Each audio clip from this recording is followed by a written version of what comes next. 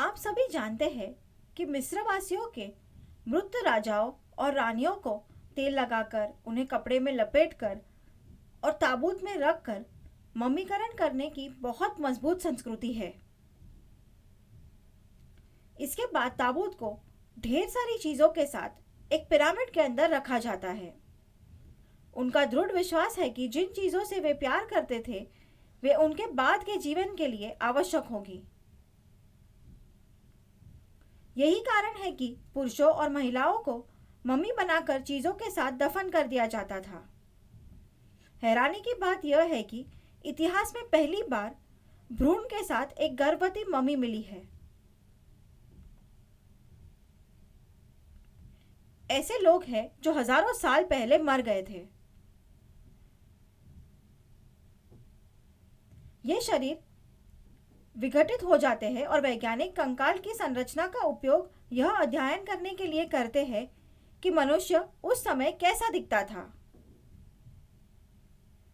वे समय समय पर मनुष्यों के चेहरे की विशेषताओं में अंतर का अध्ययन करना चाहते हैं।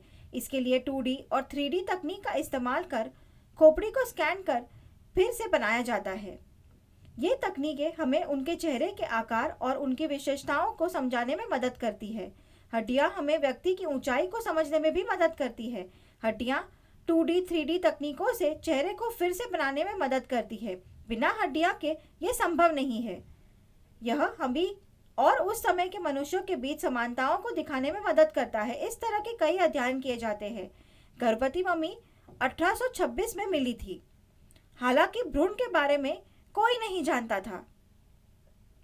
पोलैंड के वैज्ञानिकों को 1 साल पहले इस भ्रूण के बारे में पता चला। आमतौर पर लोगों को अकेले ही मम्मीफाई किया जाता है। मम्मी 1826 में मिली थी, लेकिन भ्रूण पिछले साल मिला। तब से अब तक इसके बारे में कोई नहीं जानता था। मम्मी की हड्डियां अभी भी बरकरार थी और शोध करने पर वैज्ञानिकों ने कहा कि यह बच्चा 7 महीने का था। ये उन्हें कैसे पता चला? भ्रूण के सिर की परिधि को मापा गया और यह पाया गया कि यह अपने जीवन के 7वें महीने में था। इतिहास में पहली बार भ्रूण और मां को एक साथ मम्मीकृत किया गया था।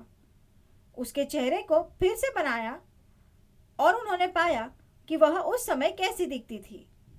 हालांकि यह पूरी तरह सटीक नहीं होता है।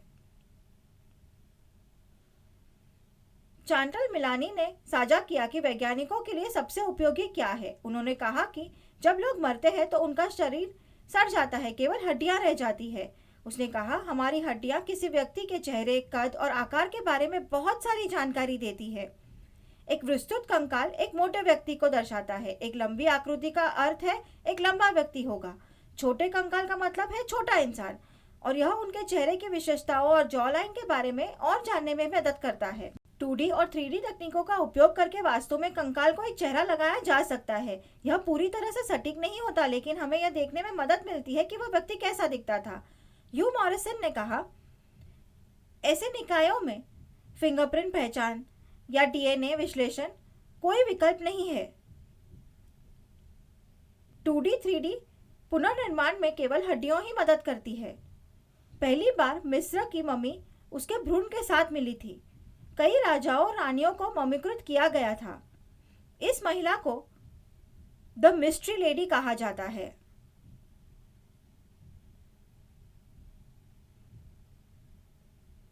तब से अनुसंधान चल रहा है।